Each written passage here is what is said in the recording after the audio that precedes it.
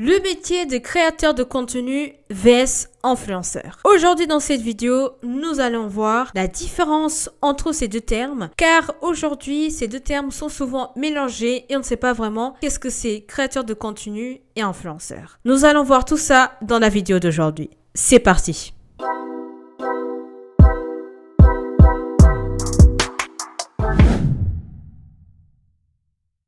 Les influenceurs, qui sont-ils? Ce sont tout simplement des personnes emblématiques sur les réseaux sociaux qui sont connues par leur grand nombre donc d'abonnés, de notoriété. Ils sont connus également par la capacité d'influencer leur notoriété et sont connus pour avoir un impact significatif sur les opinions, les comportements et les décisions d'achat de leur public. Les influenceurs sont connus pour partager leur mode de vie, pour donner des conseils, partager leurs vlogs, leurs voyages, etc. Les influenceurs ont une capacité à connecter et à engager avec leur communauté en créant aussi une relation de confiance. Leur objectif, c'est attirer la plus grande notoriété, donc avoir le plus grand nombre d'abonnés sans négliger l'engagement. Leur type de contenu est humain, émotionnel et générateur d'engagement. Ils ont le focus sur la quantité de l'audience pour gagner en crédibilité, notamment à travers les marques et les partenariats. Ils ont un contenu moins travaillé, par contre beaucoup plus fréquent. Et la monétisation se fait à travers les partenariats avec les marques et même parfois avec leur propre marque lorsqu'ils les lancent.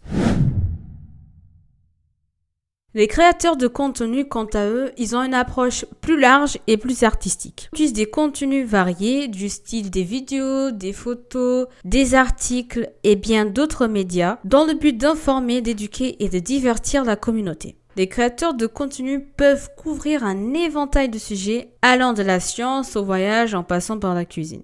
Leur principal objectif est de produire un contenu de qualité qui résonne avec leur public et qui suscite de l'intérêt. Leur objectif, c'est d'attirer des potentiels prospects attirés par leurs produits ou leurs services. Le type de contenu, c'est un contenu utile qui apporte de la valeur, qui résout un problème et qui promeut des offres. Ils ont le focus sur la qualité de l'audience plutôt que la quantité. C'est un contenu plus travaillé mais moins fréquent. Et la monétisation se fait à travers la vente de leurs produits ou services. Même s'il y a bien une distinction entre les influenceurs et les créateurs de contenu, il est important à noter qu'ils ne sont pas mutuellement exclusifs. De nombreux influenceurs sont également des créateurs de contenu talentueux et vice-versa. Comme par exemple, vous avez Lena Situation qui est à la fois influenceuse et créatrice de contenu. Vous avez Sally, anciennement nommée Crazy Sally, qui est également influenceuse et créatrice de contenu, etc.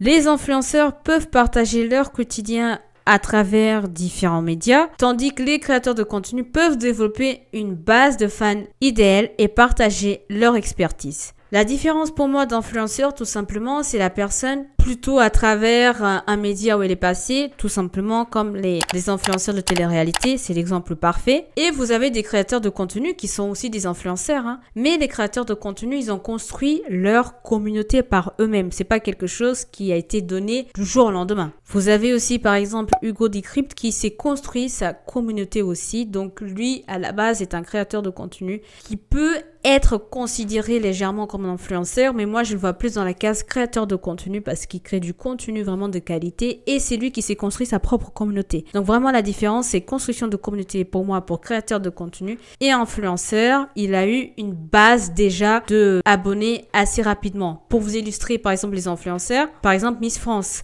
Les Miss France, quand elles gagnent le concours à la fin de l'année, dès que le concours est fini, tout de suite, elles ont plein d'abonnés qui montent en flèche, vous voyez. Donc c'est vraiment ça la différence. Les influenceurs ont tendance à mettre l'accent sur les partenariats avec des marques et des produits, ce qui peut parfois soulever des questions d'authenticité et de transparence. Comme par exemple à l'époque lorsqu'il y avait sur la une les infus voleurs. D'un autre côté, vous avez des créateurs de contenu qui sont là pour vous partager une valeur intrinsèque sans nécessairement toujours vouloir vendre des produits ou des services. Pour résumer ce qu'on vient de dire, les créateurs de contenu créent leur propre communauté. Ça n'empêche pas qu'ils peuvent devenir également des influenceurs. Et les influenceurs, ils se basent sur le fait d'avoir une grande communauté plutôt que de valoriser la qualité. Et ils ont quand même déjà une base d'abonnés qui leur a été attribuée. Je trouve quand même important de le souligner, les créateurs de contenu arrivent quand même à dégager un message important pour nous dans le sens où ils partent de rien, ils arrivent à construire leur communauté, à créer quelque chose d'important qui est là pour aider leur communauté à résoudre un problème, donc à apporter un produit ou un service vraiment de qualité qui apporte de la valeur de manière constante. Donc, je trouve que c'est important de s'inspirer de ces types de personnes qui apportent un contenu de valeur sur Internet, qui nous inspire, qui nous éduque, qui nous informe et qui nous motive vraiment à aller au-delà, à créer des choses. Donc, si vous avez envie de faire quelque chose et vous savez pas forcément comment faire et tout, inspirez-vous de ce type de personnes, regardez leur contenu. Aujourd'hui, je trouve vraiment ça trop bien. Après, faut savoir s'inspirer des bonnes personnes aussi, en fonction de ce qu'on aime, ce qu'on n'aime pas, mais il y a plusieurs créateurs de contenu qui sont très bien dans le domaine business, dans le domaine de couple, dans le domaine d'investissement, épargne, économie, sur des sujets d'actualité, etc. Donc vraiment, prenez ça comme quelque chose de bénéfique pour pouvoir vous inspirer et en faire quelque chose aussi.